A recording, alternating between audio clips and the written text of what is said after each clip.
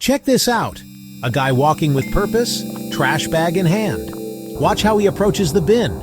Boom! Perfect throw. Tunneling is dead, and so will be you if you don't subscribe to this channel. So recently I've been busy gooning to old Mia Khalifa's videos, but I had to stop for a minute and test the new Dead by Daylight's chapter, and once I tested it, all I wanted to do was suck a gigantic horse cock. That's right, tunneling is completely dead, and I'm not saying that tunneling is great. Neither is slugging, which by the way is dead too. But I can say it with confidence, if this patch goes live as it is, Dead by Daylight is very much a survivor-sided game. Oh, hell no!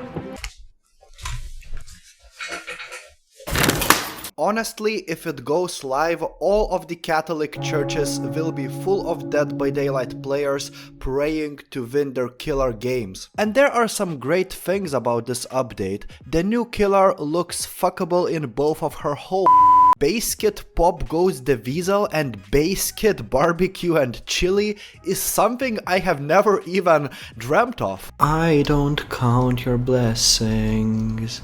Is it because you're against me? Hard to tell what I'm thinking. And survivor experience in this PTB feels very good actually, and the problem is the killer's experience. So let's talk about it. Oh, but before that, don't be silly, subscribe to Boy Dilly.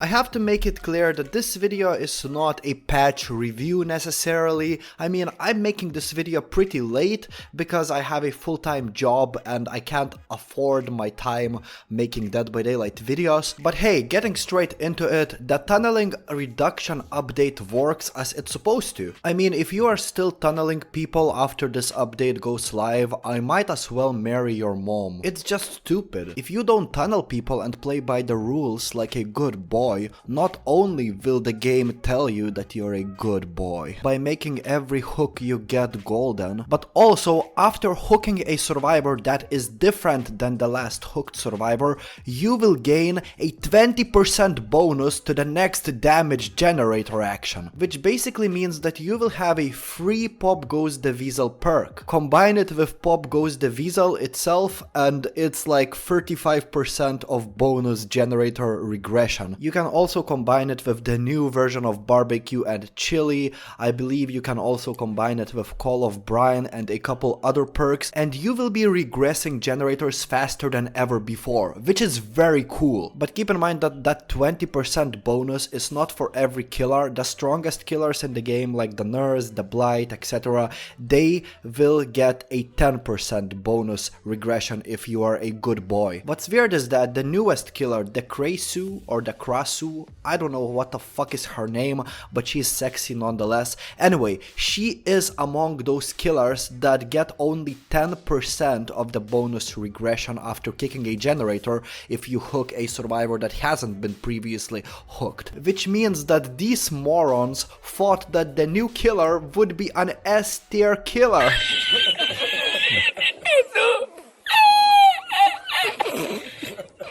And don't get me wrong, she is strong. She can be very strong, especially if a player knows how to use her power well, but she is nowhere close to being that strong to deserve this generator regression nerf. Anyway, I'm not trashing on this bonus generator damage idea. I really love it and I think it actually incentivizes killers not to tunnel. And not only will you get a bonus to damaging generators, but also you will get a 10% haste effect for 15 seconds, which is awesome, and it will allow you to move as far away from the hook and start a new chase faster than ever before. Hell, now Barbecue and Chili is a base kit mechanic, meaning that if you hook a survivor and other survivors are like 40 meters away from your location and they are not hiding inside of a locker or something, you will see their aura without bringing any perks to do so. That buffs every single killer in the game, not so much those killers that can't travel fast,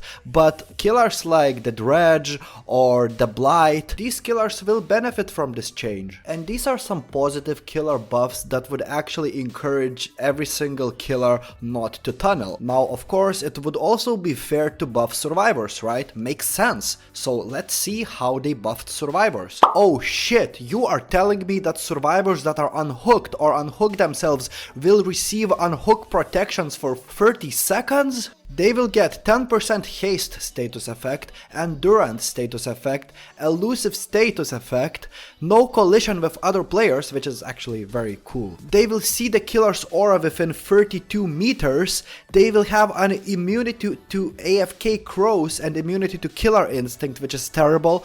Holy shit, and all of this for 30 seconds, which is too long. And think about the immunity to killer instinct, how terrible that is. For example, killers like the Legion, which is a killer that has a playstyle which encourages him not to tunnel survivors anyway, but now when you're playing a Legion and you're trying to hit every single survivor with your frenzy attack, you won't be able to see where the recently unhooked survivor is. You won't be able to see that survivor's killer instinct, so basically you will have to pray so you run into a survivor.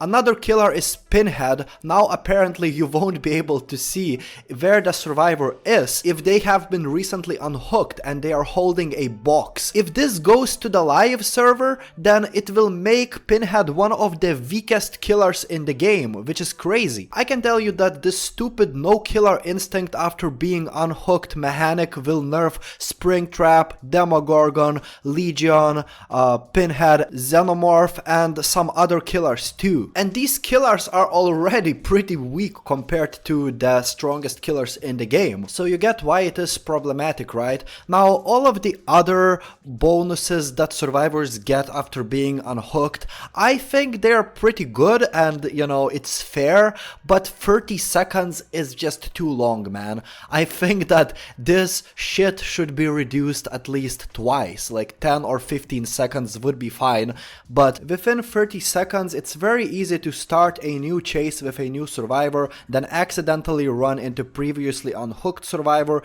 but your memory is so shit and full of ADHD trauma that you forget that that survivor was recently hooked, you hit that survivor and, you know, nothing happens because they have endurance or something like that. And that is not even the scariest part. The scariest and the worst part about all of this is that when a survivor dies to a hook action, or if you mori the survivor before 6 total hook states, all of the remaining survivors will gain a 25% repair speed bonus, not for 30 seconds and not for a minute, that would be fair actually, but for the rest of the game. And even worse, when a survivor that was previously hooked is killed, the killer will lose the ability to block or damage generators by any means. Let me try to tell you how bad this is from my experience. Imagine 3 Lara Crofts running around in the same game, okay?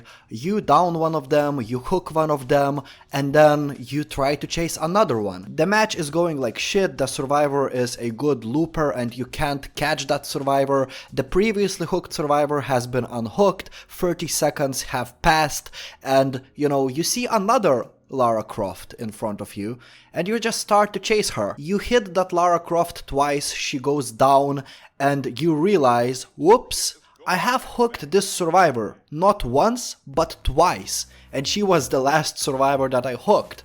Okay, now you have to make a decision. A, you can eliminate her from the game by hooking her, but then you won't be able to regress generators for the rest of the match. And God forbid you have a gen regression build, which that will not work for the rest of the match if you hook this Lara Croft. Or option B is leave her on the ground, but after 90 seconds she will be able to pick herself up either way. Either way, she doesn't need any help from other players are repairing generators, and you have wasted a bunch of time chasing that Lara Croft for no reason. You get the idea? I've been running into these kind of situations for multiple matches in a row, and when this happens it feels like the game is survivor-sided. Not to mention that I might have gotten shitter at this game because I've been tired of playing Dead by Daylight continuously. I'm bored of this game, but I noticed that my PTB games went like shit. I literally got no game where I got 4 kills. Like what? I mean, I swear I used to be better at this game. Maybe it's just me, or maybe this game is for real survivor-sided. Touching on the slugging improvements, I think they're great overall. The fact that survivors are able to pick themselves up, you know, they were able to pick themselves up in the 2v8 game mode, so I think it's fair. But I don't like the fact that they can crawl and pick themselves up at the same time. That's a bit busted. Anyway, comment what do you think about this, and yeah, subscribe if you haven't subscribed for more DBD videos. See you later. Goodbye.